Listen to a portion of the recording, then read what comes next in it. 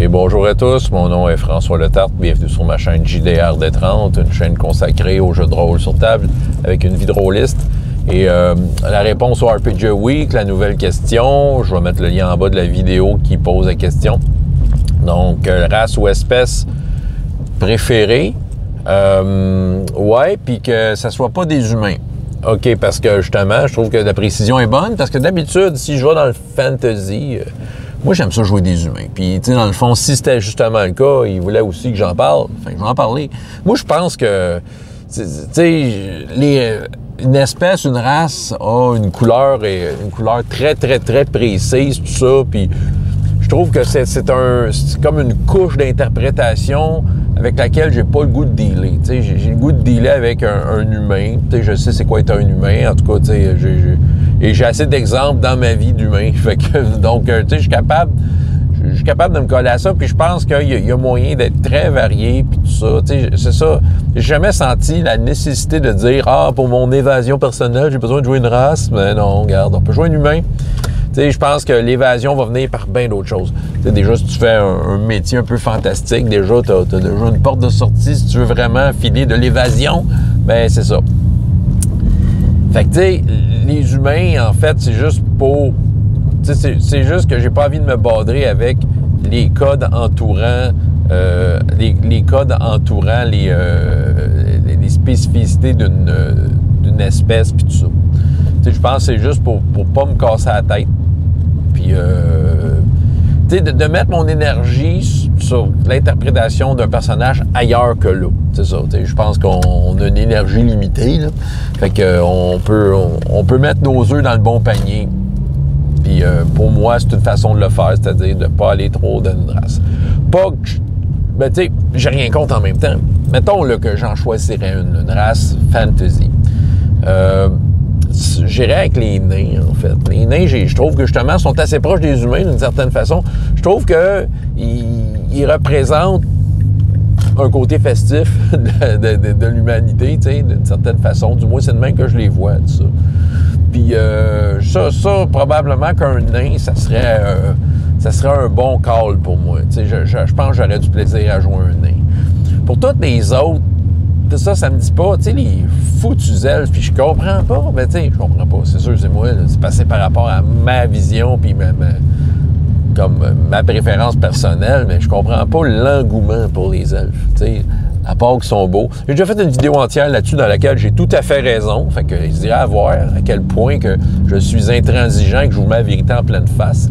Moi, pour moi, des elfes, là, il y en a qui vont pleurer, ouais, mais j'aime ça faire des elfes. Ah ben, gars, écoute, regarde-toi dans un miroir, là. Dans le fond, là, t'es juste un humain avec des oreilles pointues puis un bonus de charisme. Parce que dans le fond, t'es pas si elfe que ça. Tu sais, un elfe, là, c'est tellement spécial que c'est des extraterrestres. Moi, de la façon que je vois ça, là, fait que, tu sais, ils ont leur façon d'agir, mais non, on a juste des humains qui font des conneries d'humains en ayant l'air cool, tu sais. Tu sais, quand... là, je viens de m'embarquer dans le coup, là. Vous irez voir la vidéo, mais en tout cas, je vais vous dire de quoi.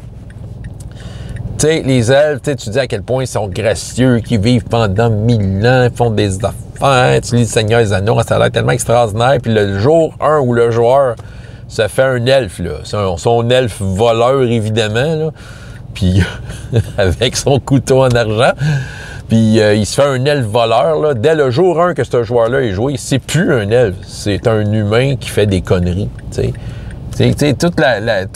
Tout son apprentissage d'elfe, là, théorique, c'est théorique, c'est pas été joué, là, mais selon le monde, l'univers, il est supposé avoir été élevé dans un monde gracieux, finalement, il devient un loup solitaire poche et humain. Fait que regardez-vous dans un miroir maintenant. Ah, que voulez-vous? Fait que sinon, je dirais une espèce, quelque chose qui n'est pas humain, que j'ai toujours aimé faire, et si ce serait à refaire, j'irais là sans hésiter, à Star Wars, jouer un Itorien. Les Itoriens, c'est les fameuses têtes de marteau qui, on voit pour la première fois, en fait, qui sont apparus pour la première fois dans Star Wars, le premier film, l'épisode 4, dans la cantina. Moi, je trouve que, pour moi, là, en tant qu'enfant qui regarde ça pour la première fois, on dirait que ça a été le point tournant de voir cet extraterrestre-là, là.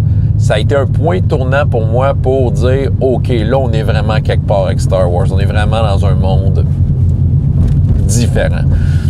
OK, il y avait bien des indices de ça, hein? C'était de bon, c'est sûr qu'en partant, on avait un bon cue que oui, c'était dans une galaxie lointaine, mais puis qu'il y avait, tu sais, OK, c'est de la science-fiction tout ça, là, tu sais, mais à quel point que ça décollait de notre monde, on dirait que l'aspect de cette créature-là a été vraiment un point tournant. Même si on avait quand même vu quelques-uns, les Jawa, dans le film, puis tu sais, quand tu rentres dans le cantina, t'en vois un paquet, là, comme on dirait des hommes loups, des affaires de même.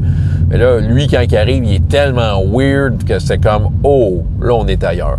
Puis on dirait que le mythe qui a été créé autour des historiens, soit dit en passant, qui a été créé par le jeu de rôle lui-même, parce que, là, je m'en vais un peu n'importe où, là, mais tu sais, Star Wars, il faut se rappeler de quelque chose par rapport à l'univers de Star Wars dans son ensemble. C'est que quand que le film a été créé, tu sais, les extraterrestres qui sont là, qui n'ont pas de rôle nécessairement, qui sont là juste pour le décor, ben c'était juste ça, c'était un décor. Tu sais, il n'y avait pas de... Tu sais, ils s'étaient pas cassé la tête à savoir d'où ce qu'ils venaient puis qu'est-ce qu'ils aimaient manger. Tu sais, ils s'en tenaient juste à qu'est-ce qu'ils ont de l'air et qu'est-ce que ça apporte quand tu regardes le film à ton expérience de cinéma, tu sais.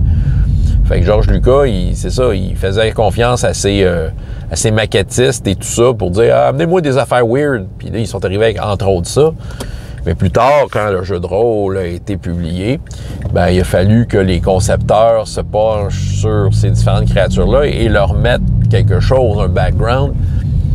Puis c'est ça, fait que les concepteurs du premier jeu de rôle de Star Wars ont eu accès aux archives de Lucasfilm pour aller creuser justement dans ces informations-là et développer quelque chose. Et là, ça a été comme un peu accepté dans l'univers de Star Wars de façon officielle. Et les Itoriens, qui s'appelaient pas les Itoriens avant le jeu de rôle, ben ce sont maintenant des Itoriens. Et ça, j'aime beaucoup les faire parce que j'aime leur aspect, tu sais, ils ont comme un lien avec la nature. C'est un peu ça qui a été décrit, tout ça. C'est vraiment un... Ouais, ils ont un lien avec la nature, il y a un côté sagesse. C'est moi qui aime jouer des gens paladins, tout ça. Je trouve que ça me colle bien. C'est ça, puis j'aime beaucoup eux autres. Voilà, fait que c'était ma réponse à RPG Week. Désolé pour les elfes qui sont en train de pleurer. Mais je suis sûr que les demi-elfes pleurent encore plus parce que, tu sais, ils sont demi. Là. Ça veut dire qu'ils s'assument pas trop, là, mais ils aimeraient tellement ça être des elfes, mais ils ont décidé déjà être juste demi. C'est comme, tu sais, pas s'assumer, là. Je vous fais mal, hein? Des larmes. Les elfes qui pleurent depuis 1000 ans, mais non, ils ont juste des belles oreilles. François Letarte, JDR de 30, et jusqu'à la prochaine fois, il y a autant de plaisir dans la vie que dans les jeux. Au revoir!